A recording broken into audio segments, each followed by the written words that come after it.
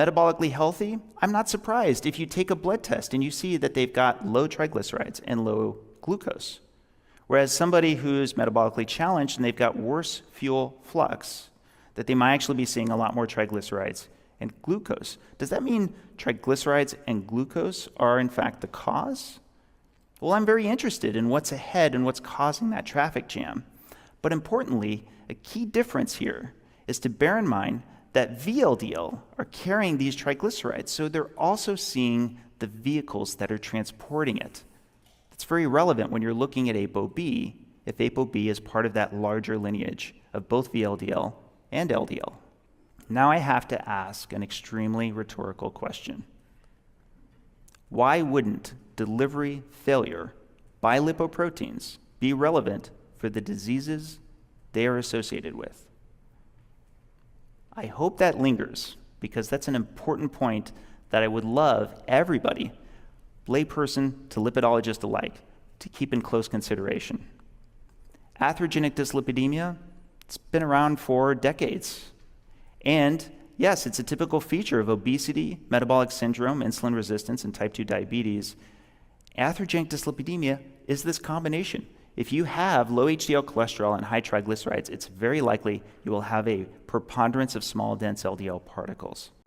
But why would those who are specifically leaner and more metabolically healthy have the highest likelihood of exhibiting this lean mass hyperresponder profile? Well, for that, I want to talk to you about large fat cells and traffic jams. This is a freeway, freeway A, and now we've got freeway B. And I want you to pretend that you're a truck driver, and I'm telling you, trucks are so dangerous. There's been so many studies that show how bad trucks are. And then you look at those studies and you find that they're only ever on freeways like Freeway B. Do you think that might be a problem for the science? I think so. And with that in mind, let's talk about the major exit ramp. This study, called Fat Cell Size, it's looking at adipocytes, that's our fat cells. And when they get more and more engorged and larger, they become dysfunctional. And as they become dysfunctional, they can also even die. And often you'll find more and more macrophages, which are immune cells, are attending to them.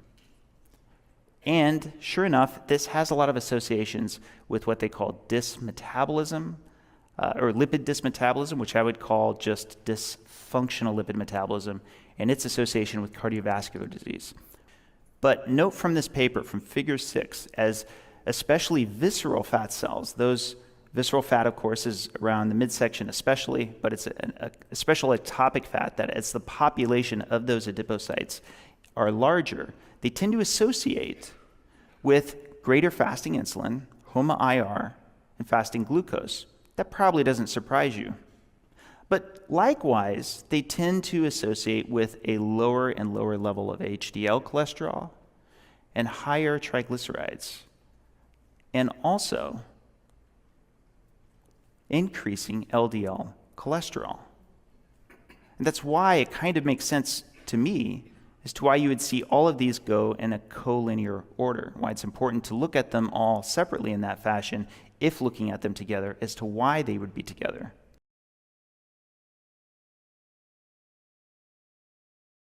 Now I want to go back. I want to go back to this aspect of the lipid energy model, and I want to backtrack and say, what if this cell surface was accepting less and less triglyceride delivery?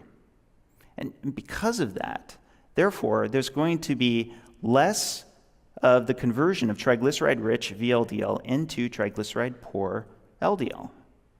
And then, correspondingly, if there's less of that activity of the turnover, that means that small HDL particles are going to less and less convert to large HDL particles. Well, I know all the doctors in the room would know why I would circle this over here, right?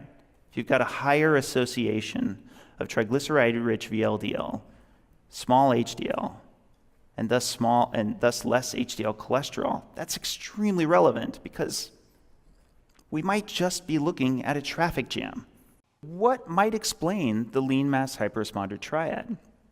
Well, this is the one section where I'm going to talk a tiny bit of biochemistry, but don't worry, I'm going to keep it laser focused on those key elements.